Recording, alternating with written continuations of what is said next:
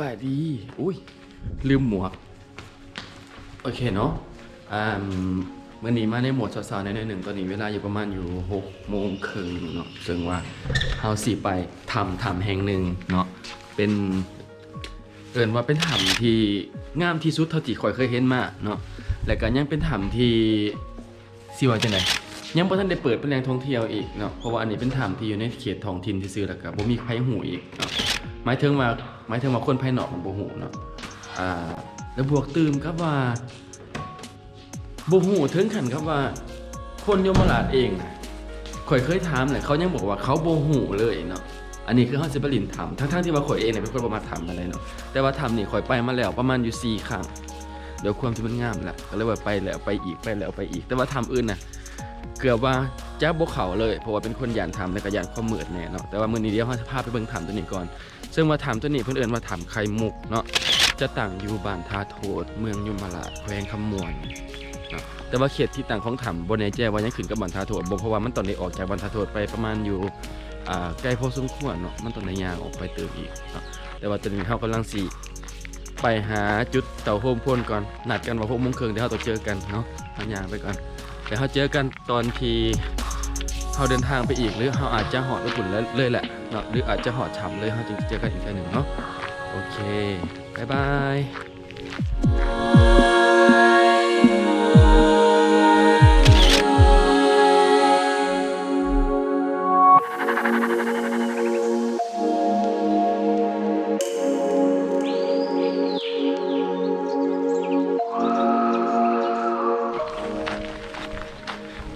ตอนนี้เราเดินทางมาหอดบ้านท่าโทษเป็นที่เรียบร้อยแล้วเนาะซึ่งว่าการเดินทางของเรามื้อนี้แม่นเฮาสิให้ทางรถบริษัทมาส่งหอดนี่เนาะซึ่งว่ามาจากแคมป์มาจากแคมป์บริษัทไฟฟ้าน้ำเทิน2เนาะมาหอดบ้านท่าโทษนี่มีระยะทางประมาณอยู่4กิโลกว่าๆเนาะประมาณนี้แล้วเฮาสิย่างขึ้นไปอีกเพื่อสิไปหอดถ้ำเนาะจะใช้เวลาประมาณเกือบ1ชั่วโมงเนาะโดยระยะทางประมาณกับ1ประมาณ5กิโลเมตรนี่แหละเนาะเดี๋ยวเฮาสิย่างไปเรื่อยๆตอนนี้เฮาก็ย่างกับบรรดาทีมงานไปเรื่อยๆเพิ่งว่าสิได้พักไปจักจุดเพราะว่ามันต้องได้ขึ้นเนินไปหลายพอสมควร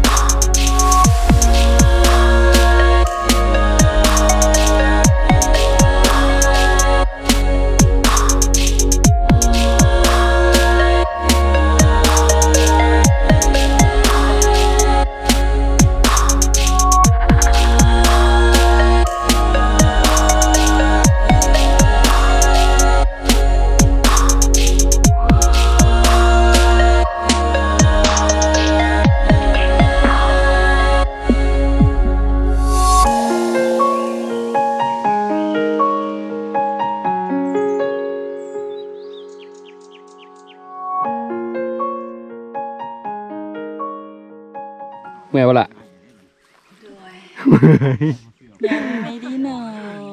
ยังไม่ได้นอนแวะพักผ่อนก่อนหน่อยหนึ่งตอนนี้เขาย่างมาได้ประมาณเกือบ2 กิโลละ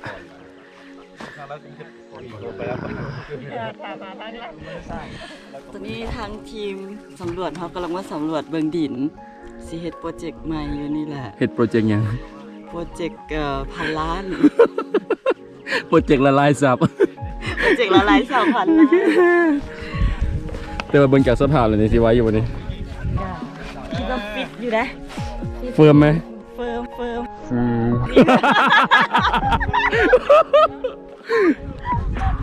วันเป็นภาระให้น้องมันเป็นภาระใช่ป่ะโอ้ยเจียวเลยเนาะตัวเองนิดเดียวแต่ขึ้นหลังงานมากเลยตีมาเลย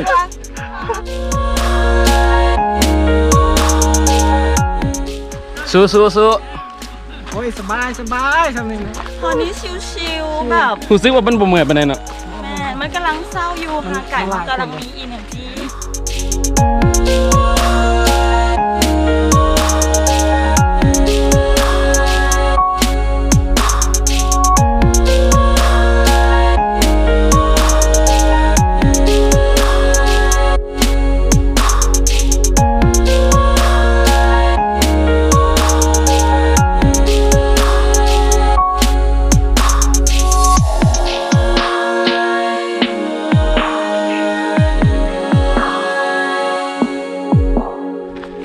ตอนนี้เขายาง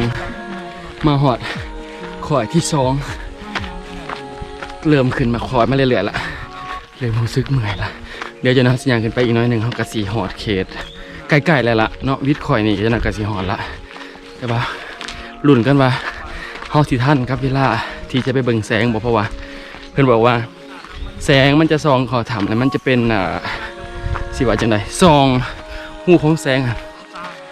จะงามๆในส่วนประมาณ8 โมงเช้าว่าซั่นอันนี้ยังอีก15 นาทีเขาสิทันบ่แต่ว่าเขากำลังโอเคเบิดนี้เขาก็หอดละไป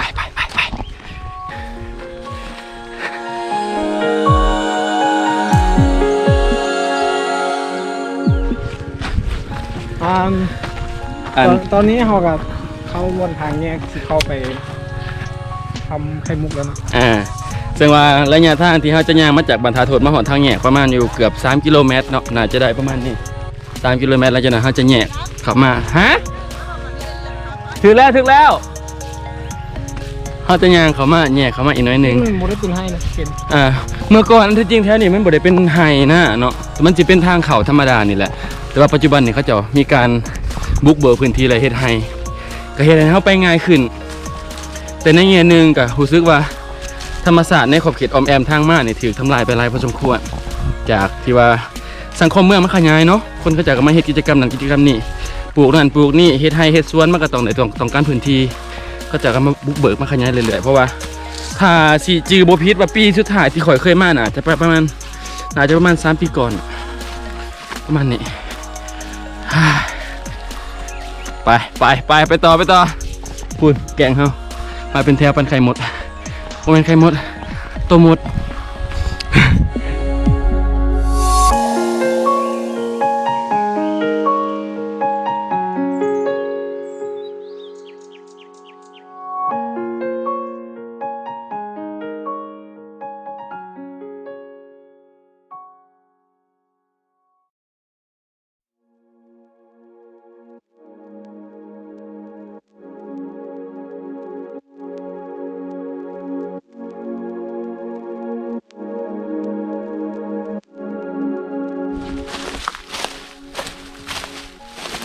แห้ง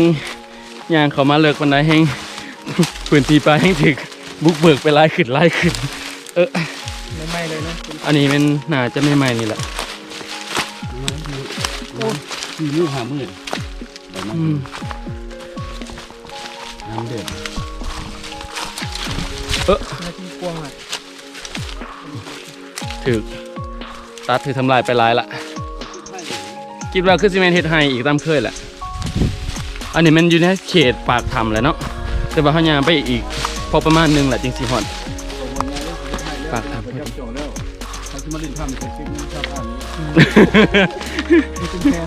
เบิ่งได้ไงดีอ้ายผู้อ้ายเพิ่นบอกว่าอันก็ที่ว่าเขามาทางเขาให้เฮาเป็นให้เฮาเขาง่าย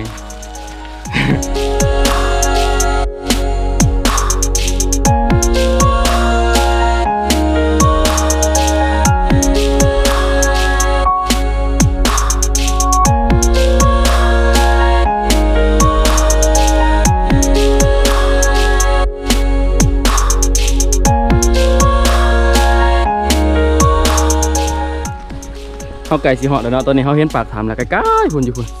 อันนั้นปากถ้ำ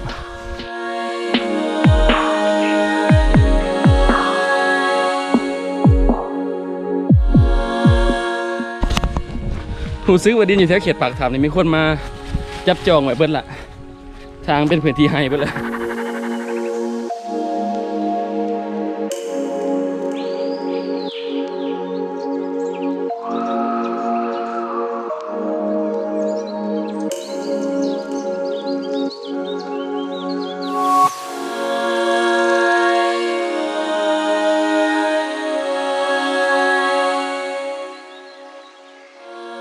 เย้ มันมีการเงื่อนจีดีเหนื่อยทาง เฮามาหอดปากถ้ำไปเทียบหอยแล้ว อันนี้คือบรรยากาศของปากถ้ำเนาะแต่ว่าอันนี้มันสิว่าจังไดมันเป็นน้ำหลอดผู้น่าจะเป็นสีเขียวๆจังซี่เลยแหละเป็นสีมรกต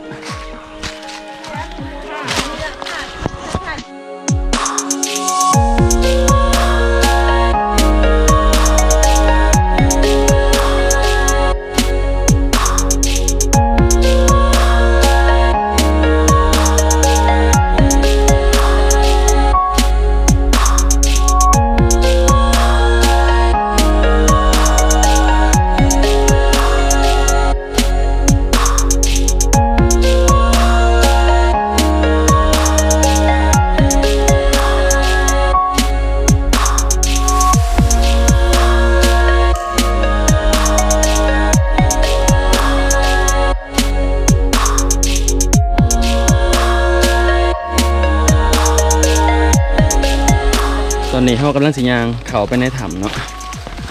ซึ่งเราทากันก็ใช่ไหมไหวบ่ โอ้ย บ่ไหวจะได้เนาะมาหอดพี่ละ ทอดแล้วจะบุมเมื่อยเนาะถังเนาะ รู้สึกว่าบ่เมื่อยขึ้นมาก่อนอ่ะ แม่นเป็นน้ำเข้ามาหลายคน หรือว่าเป็นน้ำอันเส้นทางแน่บ่แน่ใจว่า เส้นทางมันบดเนินคือเก่าเนาะเส้นทาง แม่นๆรู้สึกว่าเป็นจังซั่นแต่ก็มันบ่เมื่อยเมื่อก่อนนี่เมื่อยอีหลีเลยมาแบบเมื่อก่อนนี่เมื่อยทั้งขันก็ว่าย่างขึ้นคอยแรกก็ต้องได้พักก่อนละเพราะมันสั้นแห้งอีหลีคิดว่าน่าจะมีส่วนสำหรับคลิปนี้ มาตัวนี้แม่นเดี๋ยวสิส่งอยู่อีติงก่อน ส่งอยู่อีติงกับอีตินามกันอีติงมันสิว่าเฮาสนิทกันตัวไหนวะก็ไปทราบมันคือเอิ้นอีว่า ก็ได้อยู่ เดี๋ยวสิส่งไปให้ติงเบิ่งเด้อ สิเยอะค่าเยอะ กินทอดไอ้หนูกินทอดน้องวอน เดี๋ยวเฮาสิแผ่นกล่องไปหาทางหน้าเฮาแน่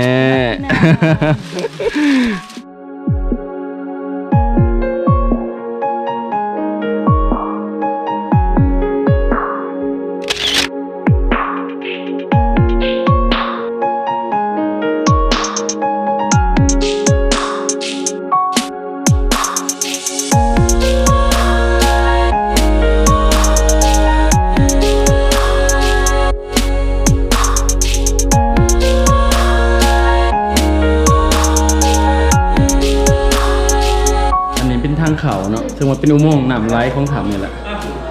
เปล่านี่บ่ได้ป่านี่ไปทางไหนเนาะ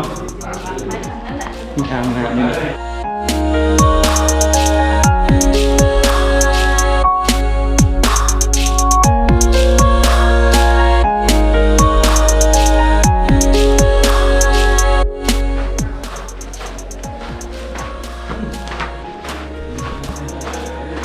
สำหรับถ้ำนี่เนาะภายนอกหรือว่าทางเขามาเบื้องต้นเนี่ยก็บ่แตกต่างหยังกับถ้ำทั่วไปเนาะก็สิเป็นลักษณะของหินค่อนข้างจะมีขี้ฝุ่นขี้หยังหลายพอสมควรแต่ว่าเดี๋ยวเราสิให้ไปเบิ่งไฮไลท์อยู่ในก่อนเนาะว่าเป็นรูปแบบใดแท้ๆงามปานใดเนาะอันนี้ขนาดว่าภายนอกก็ซื้อได้นี่เนาะหินย่อยเนาะแต่ว่าบ่มีแบบหินเหลืองบ่มีสเก็ตบ่มีหินเหลืองเลยเป็นหินย่อยภูเขาหินย่อยไปค่อนข้างจะใหญ่กว้างใหญ่พอสมควร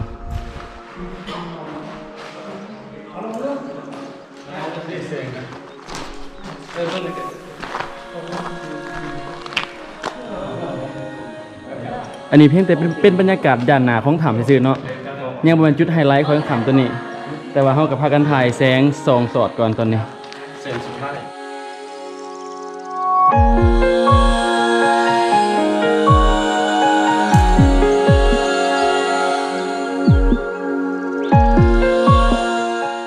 ใหญ่บ่คือเขาเห็นทั้งหน้าจริงๆเนาะมันเป็นหินหย่อยหินหยังต่างๆ แต่ว่ามันความว้าววับความงามนี่ต่างๆมันยังบ่เห็นขาดแค่นี้นะคือตัวนี้คือกันนี่อันนี้เขาเอิ้นลูกตุ่มหยังนี่ใหญ่ๆนี่นะตัวนี้ใหญ่ตัวนี้งามดีตัวนี้แต่ว่าตัวนี้ยังเหลื่อมแบบโบเต็มพิกัดปานใด